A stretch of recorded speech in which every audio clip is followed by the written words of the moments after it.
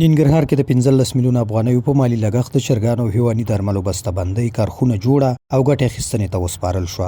د مومند کوټوال کارخونې مسؤلین وایي هیواد کې له پانګونې موخه یې د ګټې وټې ترڅنګ د بهرنیو وارداتو مخنیوي او خپلو خلکو ته د کار کولو زمینه برابرول دي. 15 میلیونه افغانیو نه زیات په دې کې سرمایه گزاري کړې ده. د دې فابریکې هدف یوازې دا دی چې موږ خپل وطن کې خپل تولید ولرو. په دویم قدم کې خپل تولید باید با کیفیته تولید وي، داسې تولید وي چې زمونږ د ولس لپاره مؤثر تمام شي او زمونږ ولس ته ګټه پورته کړي.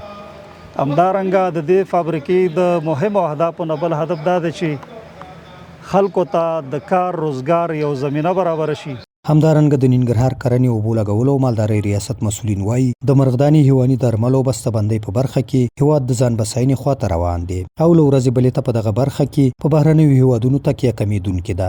خود کفایي طرف ته نږدې کیږو نو موږ نورو پانګوالو باندې هم غږ کوو چې هغوی دې هم راشي دې غوندې د داسې پانګونه وکړي، موږ ورسره همکاري کوو هره برخه کې او کیفیت زموږ خاص کر دغه شرکت ته او نورو شرکتو باندې غږ داسې دی چې کیفیت ته باید ډېر پاملرنه وکړي او کیفیت یې ډېر ښه کړي چې زموږ هیوادوالو دپاره هغه مصدر دی څه وګرځي هغه د استفادې وګرځي. په ورته وخت د ننګرهار د صنعت او سوداګرۍ ریاست مسؤلینو د پرانستې په غونډه کې وویل یاد ریاست هڅه کوي چې پانګوالو ته اسانتیاوې رامنځته کړي او په هره برخه کې چې مشکلات ولري د حل لارې چارې ورته لټوي. په خبرې د کارخونو لپاره به خام مواد پوره کوي ترڅو نورو هیوادونو ته اړ نشي. په وینا یې په نږدې میاشتو کې به په ننګرهار کې 3 نورې کارخونې هم په کار پیل وکړي. دغه لومړنۍ فابریکه د چې د دوايانو برخه کې په ننګرهار کې افتتاح کیږي او دغه سکتور کې هغه د زنجیر کومه کړۍ چې کمبوت هغه هم پوره شي. 3 فابریکې به ان شاء الله نور هم په راتلونکو میاشتو کې افتتاح کو. صنعت سوداګرۍ ریاست تل په دې هڅه کې ده چې څنګه د خصوصي سکتور لپاره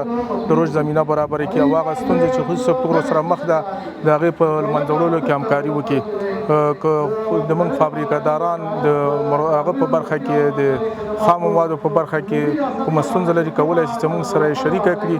یو شمېر پانګوالو پر مسؤلینو غږ وکړ چې په مالیاتي او یو شمېر نورو برخو کې د ورسره همکاري وکړي ترڅو نور پانګوال هم په هیواد کې پانګه اچونې ته لیواله شي او د نورو هیوادونو پر ځای په خپل هیواد کې ورته نورې کارخونې جوړې کړي. سحر ګل احساس، امید راډیو، ننګرهار.